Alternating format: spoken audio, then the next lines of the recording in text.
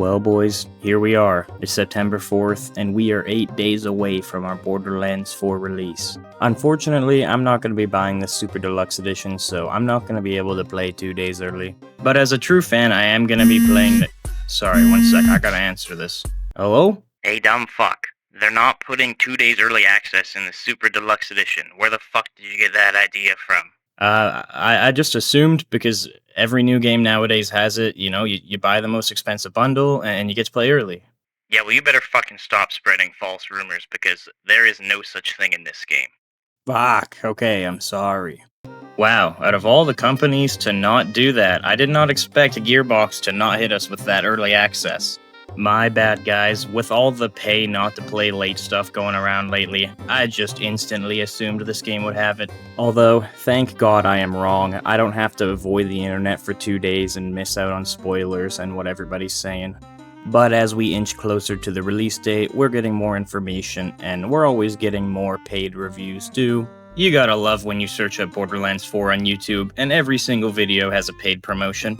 Nothing like paying creators to talk great about your game. And hey, maybe the game is great, but if this game ends up being garbage, man, it's just the worst to have your creators tell you that this game was supposed to be the best one. I don't know, maybe this is a weird take. I've just never been a fan of creators being paid to say good things about a game, especially when it's not even out yet. It's just, you have to say these things. It's part of your contract to recommend the game. I think the reason it bothers me so much is because nobody can compare their opinion unless they were also paid to say good things. Honestly though, I'm gonna be real here.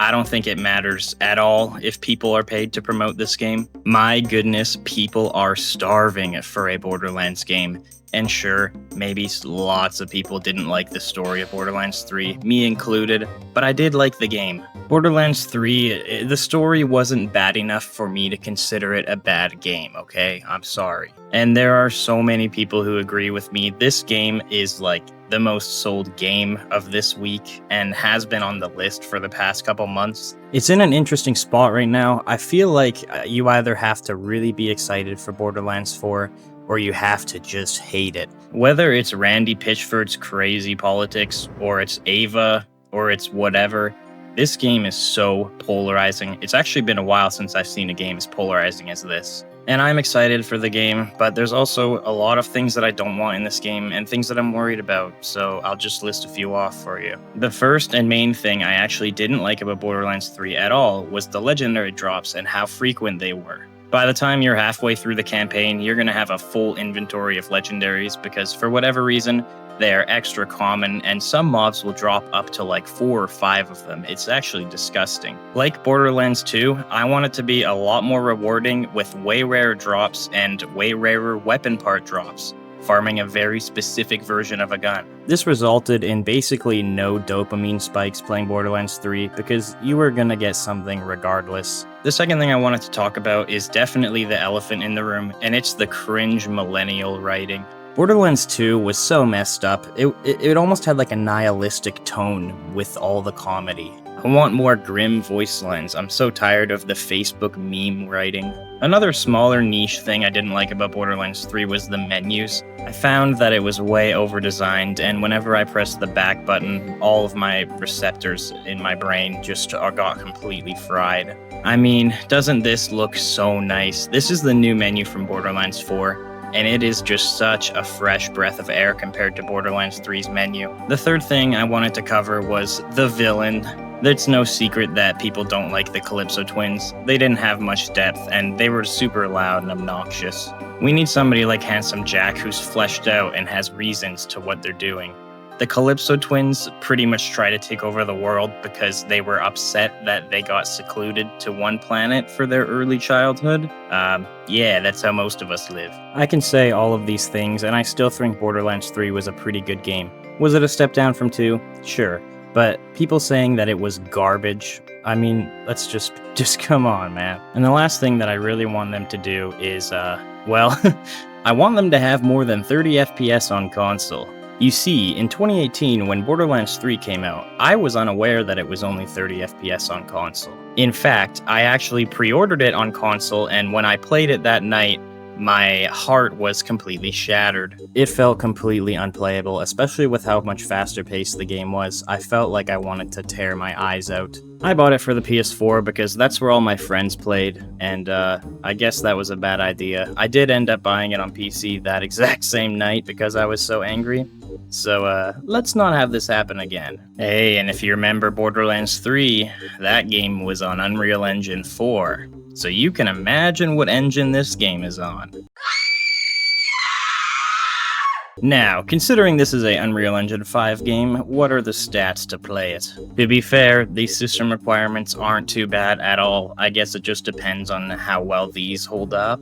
Unreal Engine 5 games tend to not run as well as they say they will. But the main reason I brought up performance is that there seems to be a pretty viral clip going around right now. Now you see, at Gamescom that we just had, there was a GeForce Now system equipped with a 5080. This post says that he struggled to get around 60 FPS at 4K on the maximum preset. Let's take a quick look at this, but keep in mind that they are streaming the game, so there is probably going to be like a 5% GPU usage just on streaming itself.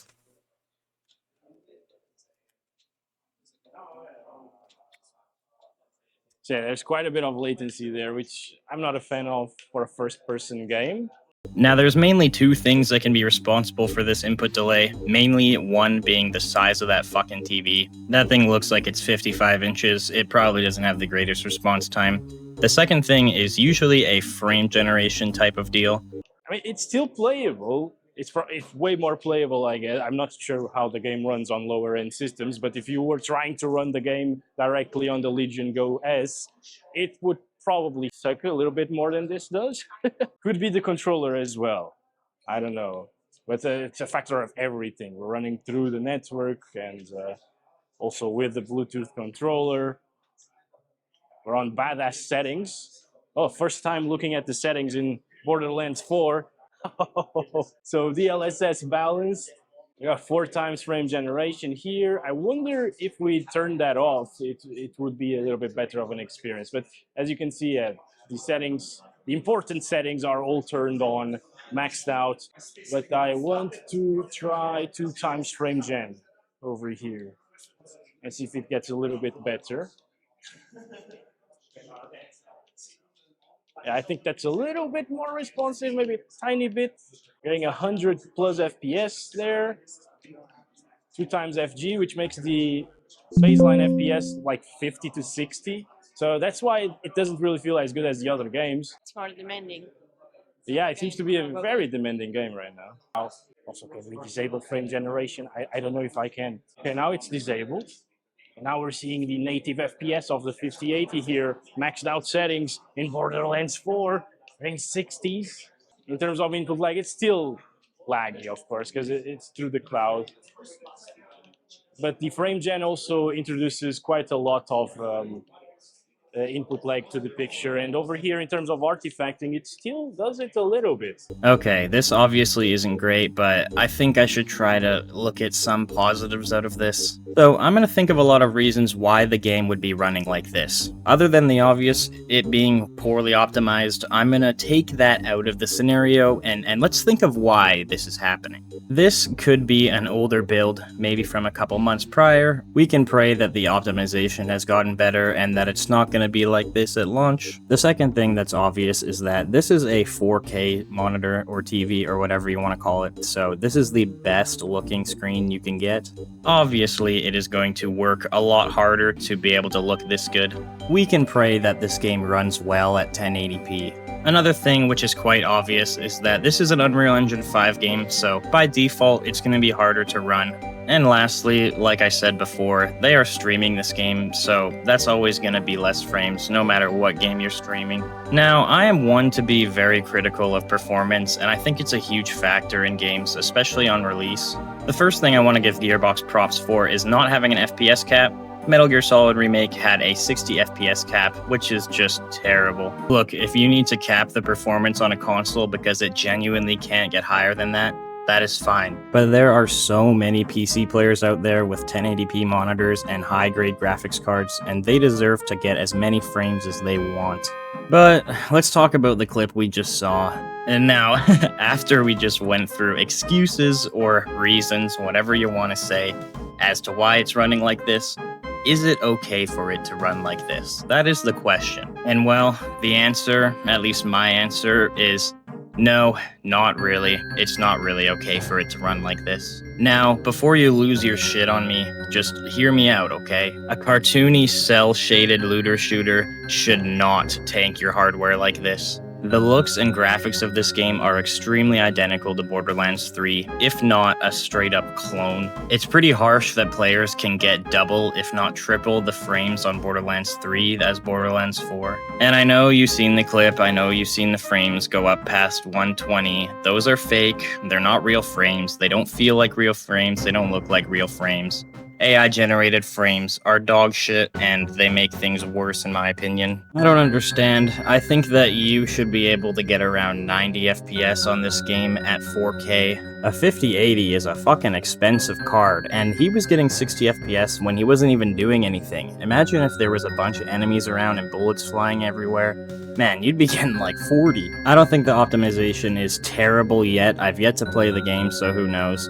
But it doesn't seem good. It just, man, we gotta fix this Unreal Engine 5 bullshit. Before you tell me you think I'm stupid because I'm asking for too much, just think about how much more you deserve spending $80 on a game like this. Your hardware should be able to handle it. That's pretty much all I wanted to talk about today. I just want to know what people are thinking of Borderlands 4 because like I said earlier, this seems to be the most polarizing game ever, and I just want to point out things that I think should happen. But thank you so much if you've watched this far. Let me know what you think down below, and I'll see you later.